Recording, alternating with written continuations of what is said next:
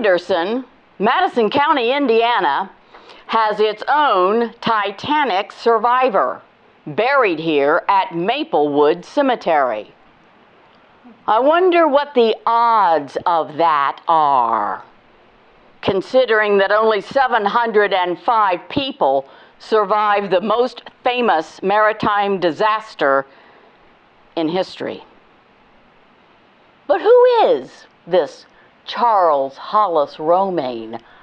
How did he get aboard the Titanic, and then how did he survive? And how did he come to be buried in Anderson? We'll try and answer these questions. Maplewood Cemetery, section 12.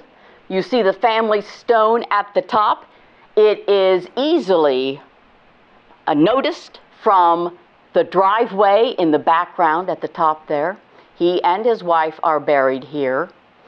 Charles survived the sinking, first of all, witnessed important moments during the event, and gave an interview concerning what occurred. Who was Charles Hallace Romaine? He was born in Kentucky. 1866, he came from a large, dirt-poor, combined family of 11 children. From census records in 1870 and 1880, the family is in Adams County, Ohio. Charles's stepfather is a farm laborer, and he's trying to put food on the table for 11 kids and 2 parents at least. On the 1880 census, 13-year-old Charles is also listed as a farm laborer. 13 years old. Then we lose track of Charles and his family for 12 years, and in those 12 years, there has been a dramatic change. This photo is from Romaine researchers at Ancestry.com. It's labeled 1892 Columbus Avenue, Anderson, Indiana. The woman on the left is Charles's mother, Jaylee. That's how it's described on the back. The man is labeled as Charles. Notice the clothes, the house, the chair. These are high point fashion elements. 1892, what they used to call the gay 90s.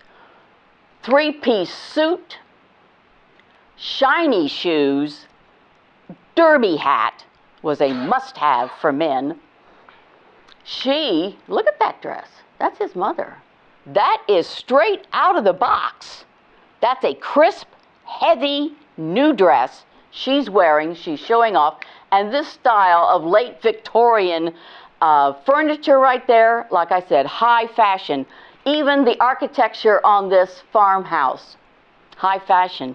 They are no longer working in the fields, are they? They're prospering. They're doing very well. In fact, cement steps, not wooden ones. And they're not walking down a dirt path to the road out front. They're walking down a concrete sidewalk of their own. And someone has been traveling. What happened? 12 years, and they're doing very well. I've got a theory about that. The Doxy Hotel, northeast corner of 9th and Main on the Courthouse Square. The Doxy was built in 1869, and for 1869, this is high Victorian fashion. The arched windows with cornices, the mansard roof. This was the premier building of its day in Anderson. According to Scott Miley in a 2010 article for the Herald Bulletin, Romaine was one of the managers of the Doxy Hotel for a number of years in the 1890s. At this point, he was working in an upper-class business establishment catering to the needs of people, some of them wealthy. Anderson is on the upswing. This is after the Civil War. They're getting more business in. They're getting more business people traveling through. It's on the upswing, but Anderson is not there yet. and it will take the 1887 gas boom to put them on the national map as an industrial hub.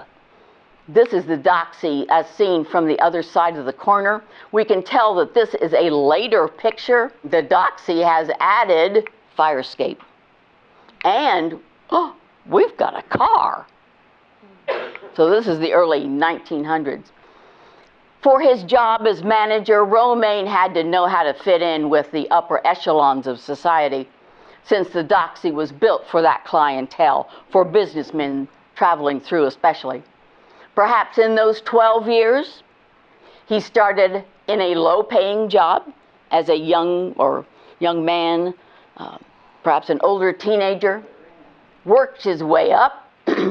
It's here, excuse me, that he might have learned how to gamble, since that was a popular form of entertainment for many traveling businessmen.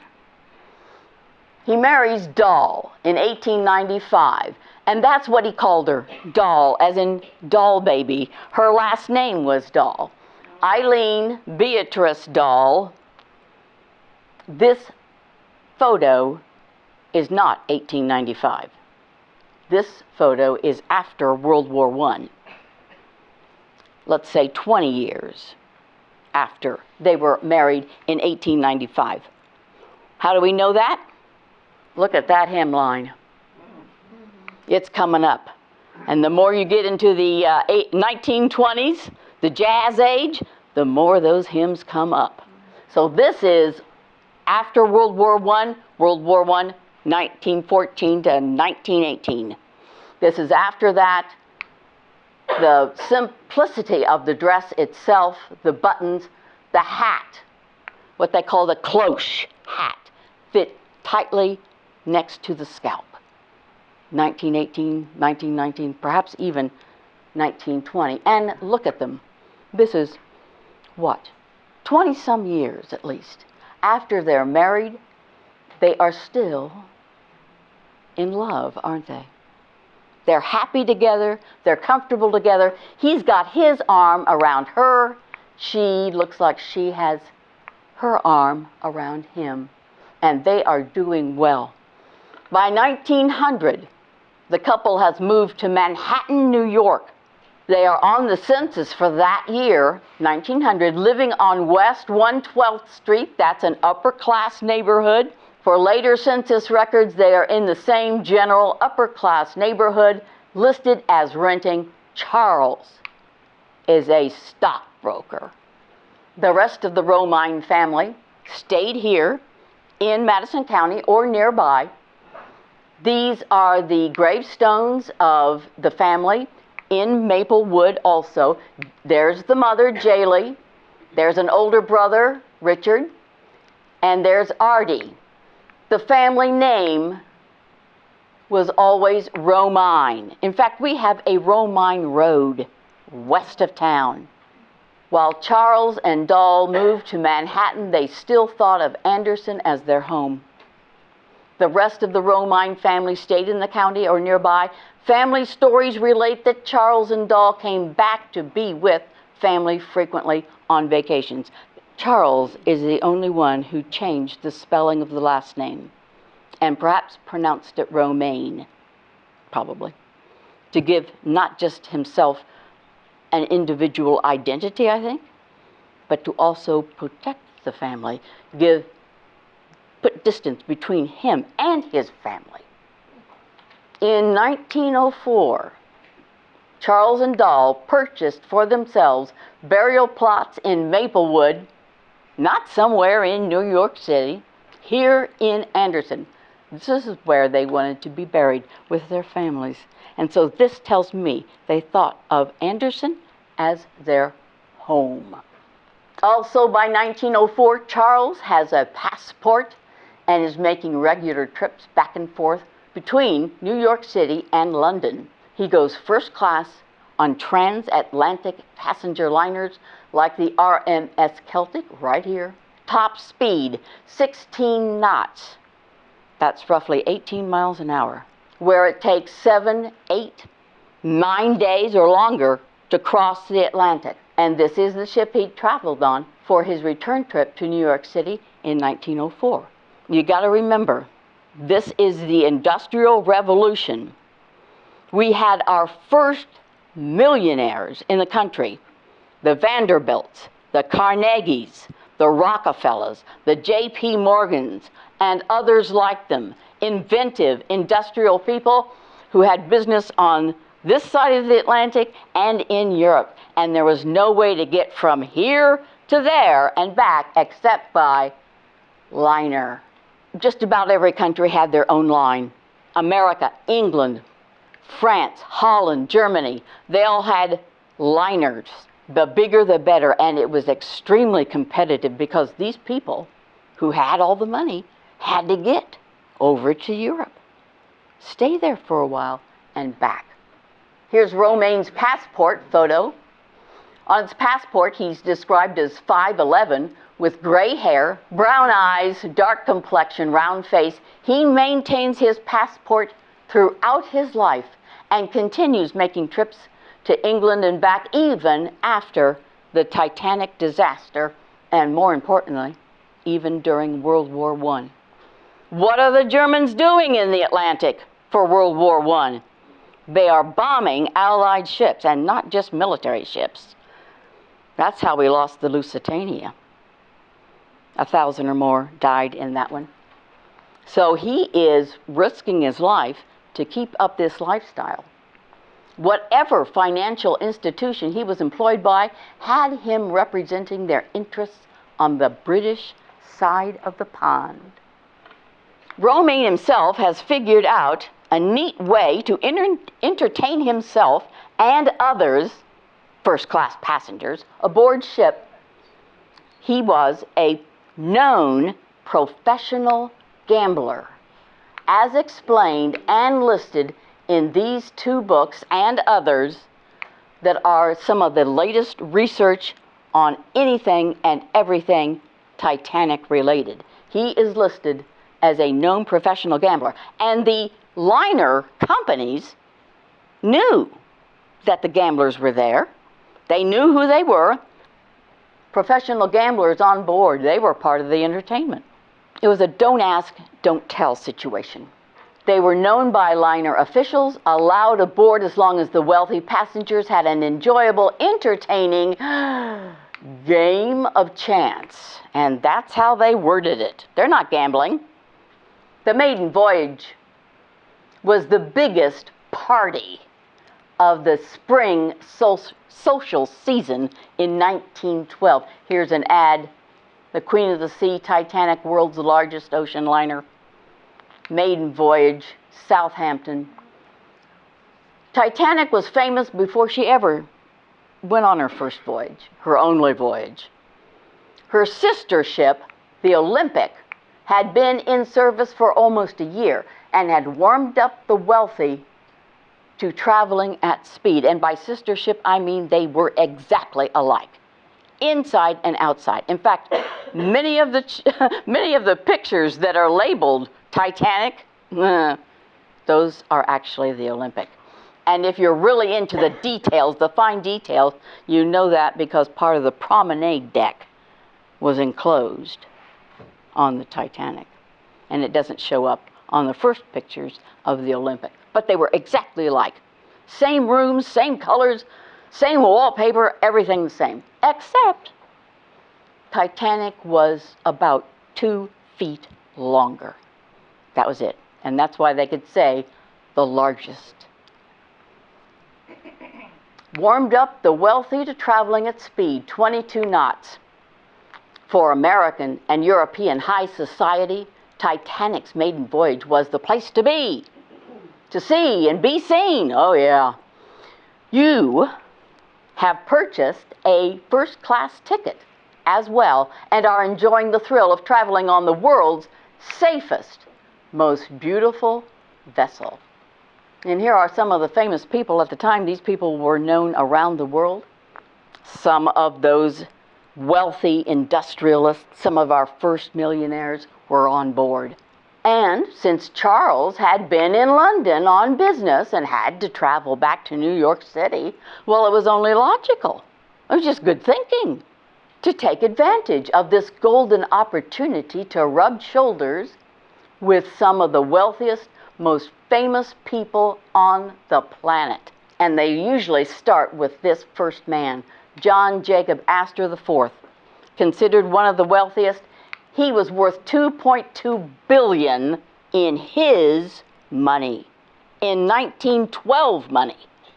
Margaret Brown, nicknamed Unsinkable Molly Brown, Benjamin Guggenheim, coal mining and smelting globally, Isidore and Ida Strauss. You know these people. You know this couple. How many of you have watched or seen Macy's Thanksgiving Day Parade? This is the man, Isidore Strauss, who made that department store not just a general store, but a world-class department store, famous around the world. He was a kabillionaire also. And we have some of those people with us this evening. The unsinkable Molly Brown, called Margaret. Good evening, ladies and gents. We're so glad to have you here tonight. Glad y'all got to see me. Some of you may know me as Molly Brown, the unsinkable Molly Brown, because of the Hollywood movies. But that's really an invention. I was never called Molly. It was always Margaret or Maggie. And I was famous in America and Europe before I ever boarded the Titanic, because I was a woman ahead of my time. I may have grown up dirt poor in Mississippi, but I knew right from wrong, and I wanted to change those wrongs in society. After my husband JJ and I struck gold in Colorado, that wealth gave me the freedom and the power to help make those changes in this country. I was one of the most vocal leaders for women's suffrage and organized a network of groups across the U.S. advocating human rights, literacy, and education for all. I raised money for the building of churches and hospitals and worked with the judicial system to establish the first juvenile court in America. And that, I also was the first woman to run for political office, and that was before women had the right to vote. All of this happened while raising 2 children of my own, as well as my brother's 3 daughters, and working in soup kitchens, feeding the hungry. When I was traveling through Europe in 1912, I received word that my first grandchild was ill. Well, I decided I was going to hightail it back to the U.S., and the first ship that was available was Titanic. After she slammed into that iceberg, I found myself giving orders and loading others into the lifeboats. Guess I couldn't help being myself. Finally, an officer directed me into lifeboat number 6, which was pretty full, and had a crewman who was feeling so sorry for himself that he wasn't telling us what to do or how to operate the boat. So I kind of took over. Got everyone manning an oar, pulling in the right direction. Even on the rescue ship, I was helping other survivors. By the time we reached New York, we had a Titanic survivor committee and had raised $10,000. Now, I hear Congress wants to give me a medal and has nicknamed me Heroine of the Titanic. Well, like I said, I just couldn't help being myself. Thank you. And next, good job. I believe we have Dorothy Gibson, a famous actress of her day, both stage and screen, and she was the advertisement doll. I am Dorothy Gibson. Most Americans of that time would recognize me because I was the favorite model for illustrator and painter Harrison Fisher. My face appeared on magazine covers, postcards, and merchandise for years. I was also a singer and dancer on Broadway, and in 1912, as an actress, I had just finished a series of films and had decided to vacation in Europe. My return to NYC was aboard the most beautiful, safest ship in the world, the Titanic, on her maiden voyage. I had spent a pleasant Sunday evening playing bridge, and at about 11:40, I was walking on the top deck, returning to my cabin, when I heard a long-drawn, sickening crunch. I then noticed how lopsided the deck was, and the entire boat had become tilted. Crew members alerted us to the ship being in trouble, and I was one of the first to arrive near the lifeboats. I was given a seat in number 7, which was maybe half full. After being lowered into the sea, we noticed that our lifeboat had sprung a leak and was filling with water. We stuffed the hole with lingerie donated from other passengers. An hour and a half later, Titanic sank slowly beneath the ice-cold water. I will never forget the terrible cry that rang out from people who were thrown into the sea and others who were afraid for their loved ones. Back in Hollywood, I forged ahead with my career.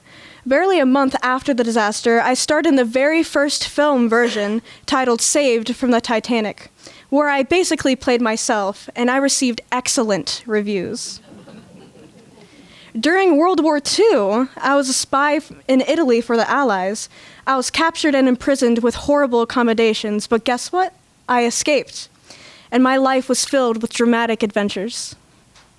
Thank you, Dorothy.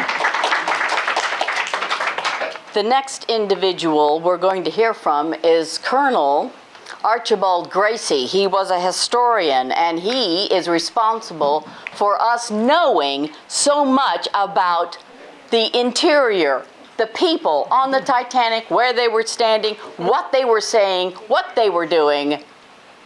Colonel Archibald Gracie. I am Colonel Archibald Gracie.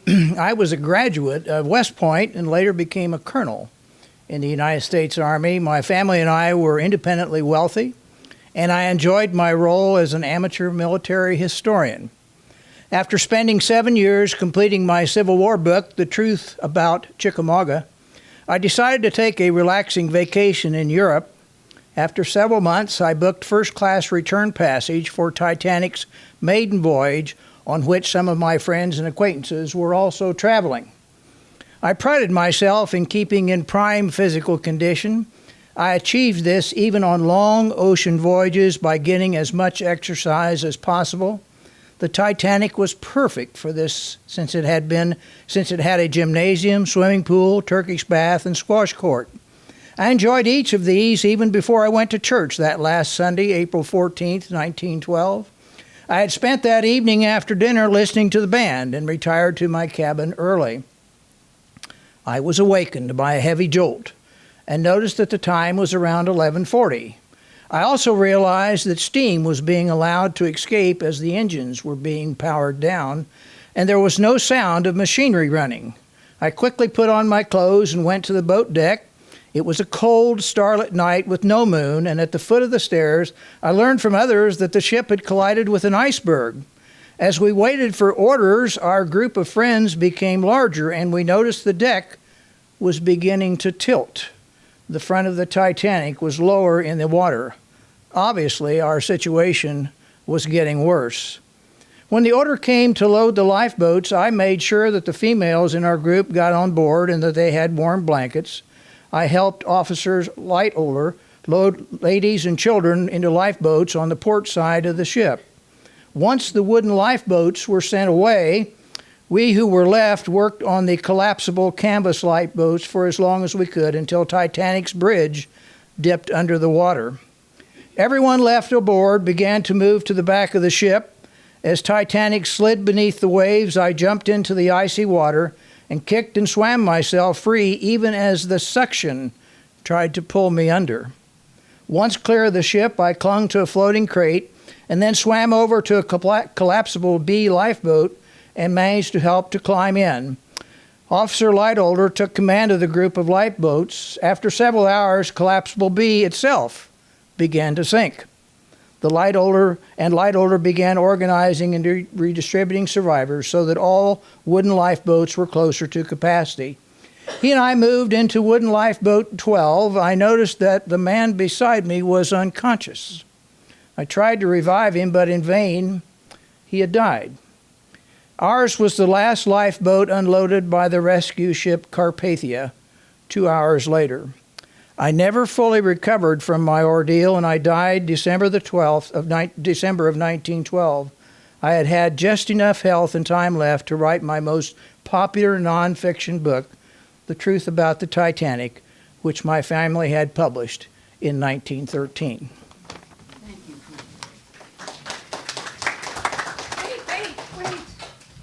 Wait, Sylvia Lightoller. You made it. Oh, yes. Good for you. Excuse me on my appearance, but I've been working in the boatyard with my husband. He didn't want to come and talk to you, but I really felt that he needed to be represented. Charles Lightoller was the second officer aboard the RMS Titanic, this highest ranking person to actually survive. My husband started his seafaring career at the age of 13 as an apprentice. And by 1900, he was a fourth commanding officer aboard ship and twice decorated for gallantry. As the second officer aboard the Titanic, 1 hour before the collision, he had just finished his duty on the bridge's night watch. He reported that the lookouts up in the crow's nest had no binoculars because the key to the storage unit couldn't be found. During the evacuations of passengers, he was in charge of the crew, loading lifeboats on the Titanic's port side. He strictly enforced women and children first as a directive. Well, my husband actually went down with the ship. As the Titanic slid under the water, he decided at the last minute to jump off the deck.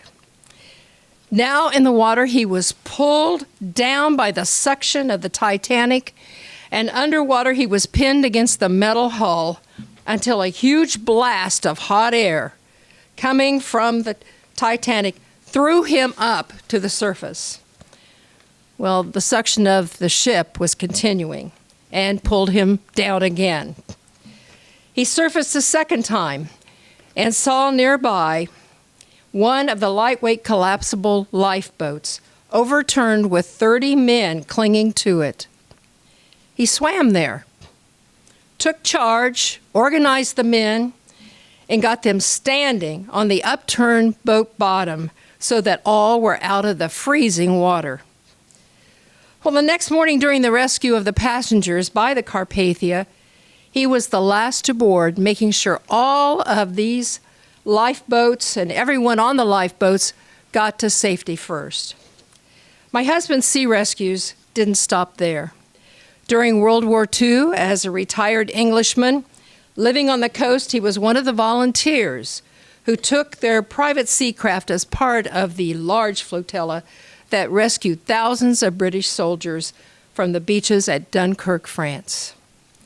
Evading Stuka dive bombers, they rescued 130 men in a boat that was only to carry 21. My name is Sylvia Lightoller, and I'm the proud wife of Charles Lightoller, second officer of the RMS Titanic. Here is a luncheon menu. And if you've ever been on any kind of cruise, you know food is in front of you all the time. You can have all of it, any of it, whenever. And notice, this is lunch, April 14th, 1912. That was the last day Titanic lived. It hits the iceberg that evening.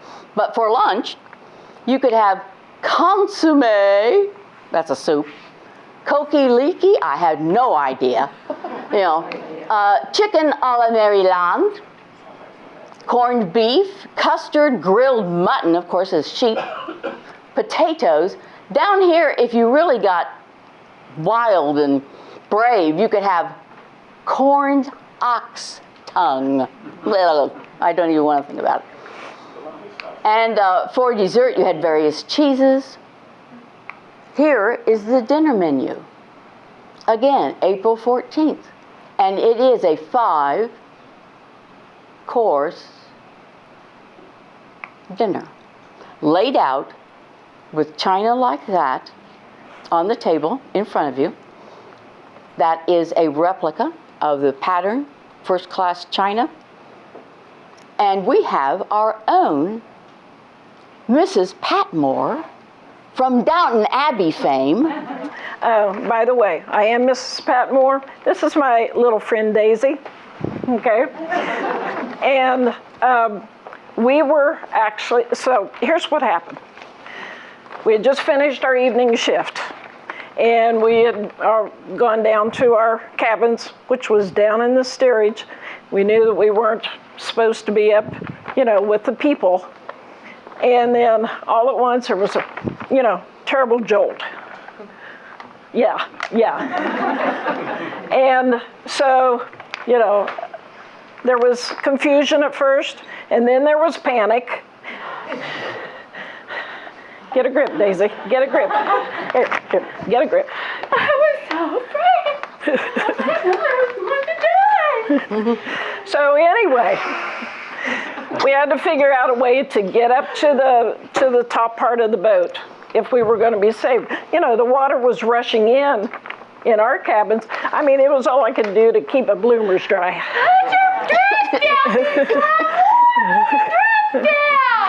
So anyway, we were able to get up to the right deck.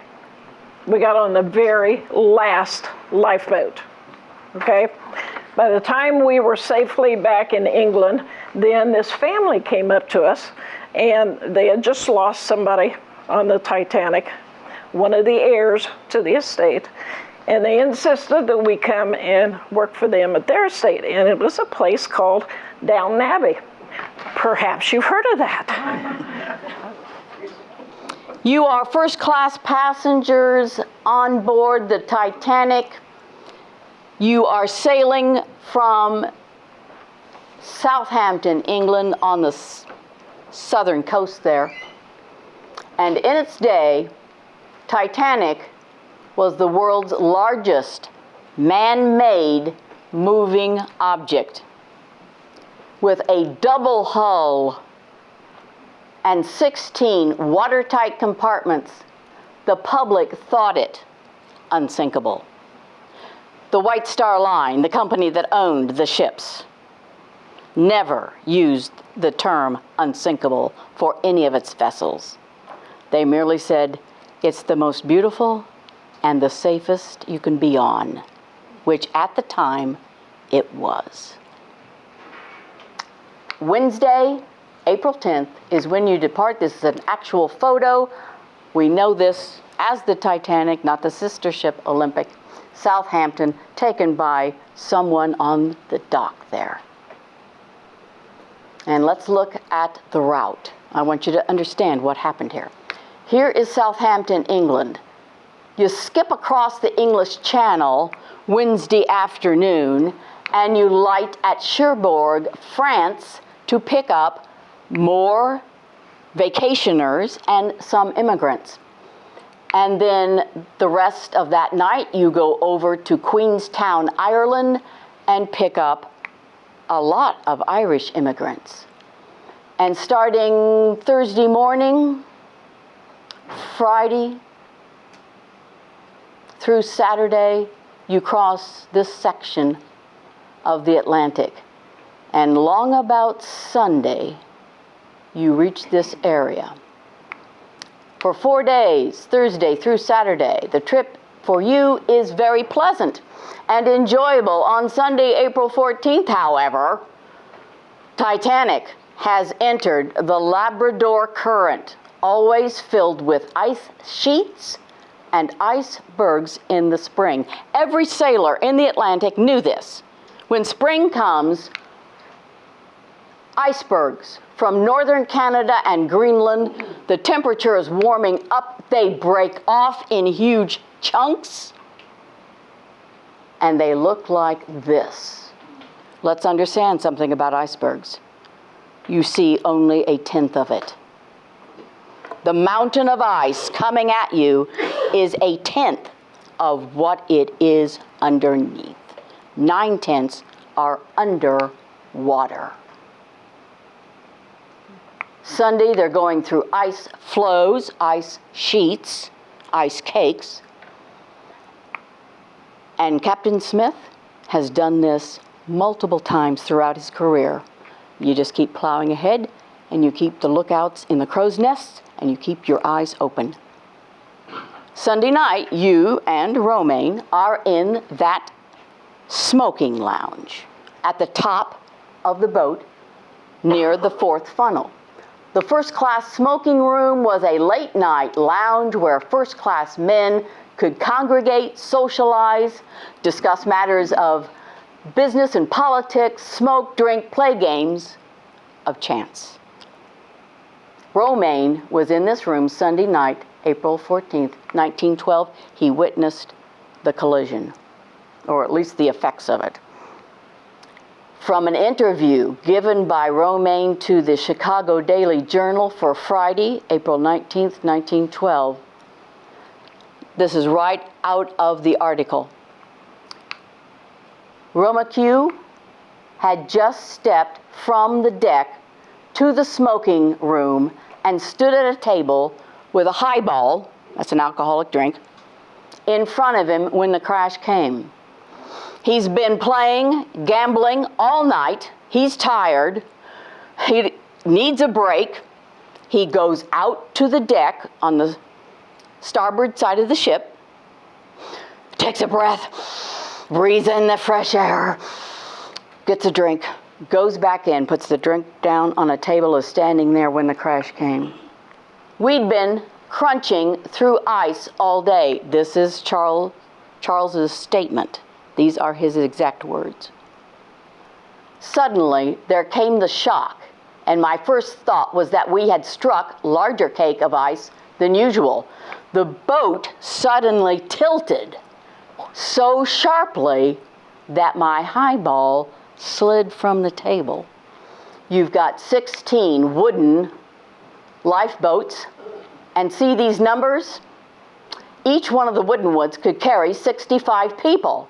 Up here are the times that that boat went over the side, taking the passengers with them. Romaine comes out on the port, this is starboard side, this is port side. He is standing near lifeboat number 9. And he says, these are his words, "Then came the cry, 'We're sinking!' and the lights grew dimmer. And even then, there was no panic of any kind on his side of the boat. The officers in charge commanded, 'Women and children first,' and the men stood back. Few of us even then thought there was any real danger." The dots are the number of people. The number tells you how many out of 65 possible. Number 7 lifeboat was the first to leave. This means 12 a.m., 12:40, an hour after Titanic hits the iceberg. It took an hour for the crew to get organized. Why? There had been no lifeboat drills. Didn't have to have them. And you see, Charles Romaine was in lifeboat number 9, 56 out of 65, but then as the minutes pass, people get the message and they start loading up these last lifeboats. The last one to go over is collapsible D. It goes over 2 a.m., 5 minutes, and in 15 more minutes, Titanic plunges to the bottom of the ocean. Romaine, let's understand this, he didn't jump into a lifeboat. He was allowed. He and 3 other men were allowed to take a seat in a lifeboat, perhaps number 9, after women and children on the right side of the boat were placed. And this was probably in lifeboat number 9. The RMS Carpathia was the rescue ship. She was also a White Star liner. She heard the distress calls around 1:30. notified the Titanic radio operators that she was on the way and would rescue them. The Titanic operators asked, "How soon can you be here?" "It will take us 2 hours." They got there as fast as they could. And they had been given coordinates. And they sat in the water in that area for a while the sun came up. This is early morning, like 4 or 5 o'clock. And they just began trolling back and forth, slowly, looking for boats. By that time, Officer Lighthaller had kind of joined all of the boats in a general area, in a flotilla, and they saw that grouping. And they picked up the survivors in the dawn of Monday morning, April 15. Captain Rostrom took the next 6, 7, 8 hours there, getting the people in the boat, and then again trolling the area, looking for anyone who might have been on a wooden, slab or chair, by himself.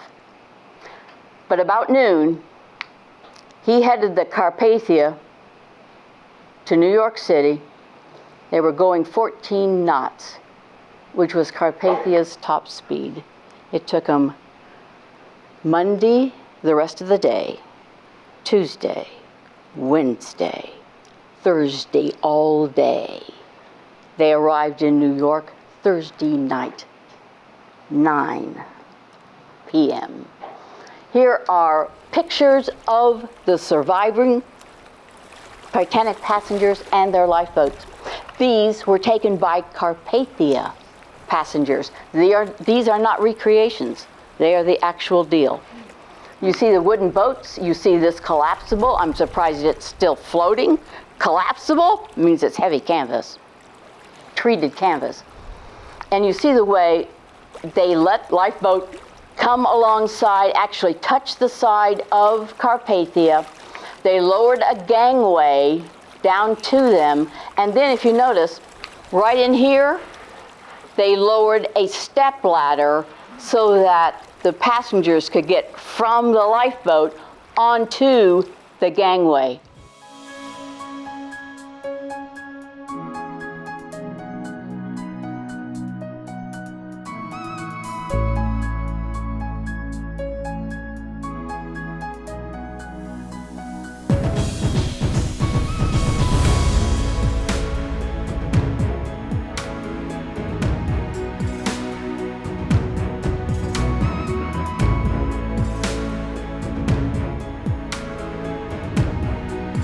In New York City, this is the White Star Line offices in that building.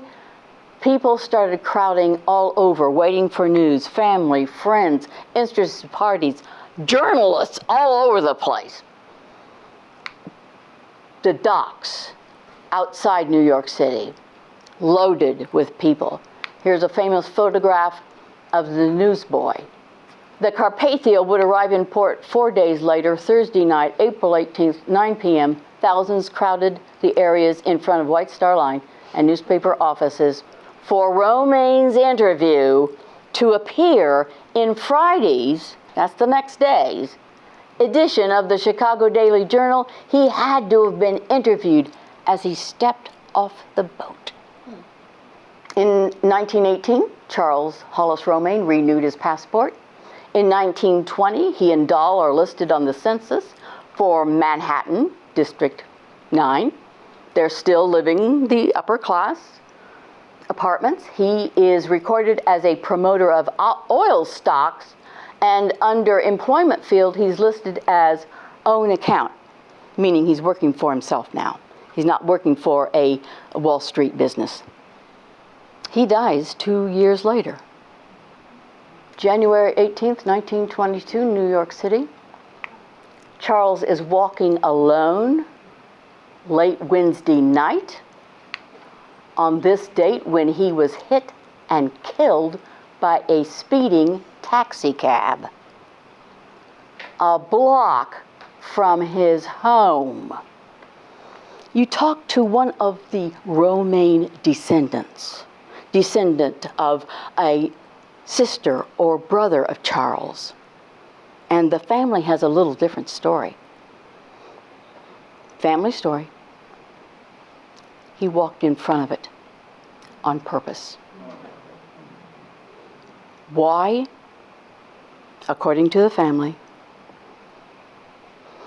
he could not go to sleep at night without hearing the screaming. He could not close his eyes without the screams. PTSD, post-traumatic stress disorder, classic. And I'm not just saying that. I have a friend who's something of an expert. She said it's classic. Classic PTSD. Dahl had his body shipped back to Anderson to be buried in one of the plots they had purchased at Maplewood. She died in 1970. I could have interviewed her. And she's buried with him. She never remarried. The duck, I did not put the duck there when I took this picture. I didn't put the cross there when I took this picture. They were on that stone. I was going there because I wanted a very colorful, better picture of the stone itself. And I looked down, and there's this duck, and there is what is left of a macrame-style cross. The cross is obvious. Somebody knew who this was, knew it was a Titanic survivor, laid the cross there. And we know that at least one of these was someone who knew a lot about Titanic. Charles Lightoller, second officer who survived, became somewhat of a symbol for the whole story. When he retired, he had a boatyard for private vessels, yachts. The address was number 1, Duck Walk. And this is a Titanic aficionado, Titanic fan, who has probably come here specially to stand at a Titanic passenger's grave and say, I know what happened. I know the stories. Why has Titanic's story resonated in the minds of so many people, so much of the global public?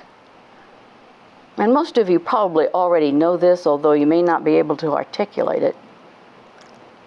Titanic is not just a point in history with names and data. Titanic's story is a little picture of all of us. It's an allegory representing life on earth. We are all passengers aboard a beautiful vessel we call the Earth, speeding at more than 22 knots, speeding through time and space, living our lives, and often mindless of the approaching mortality right ahead of us.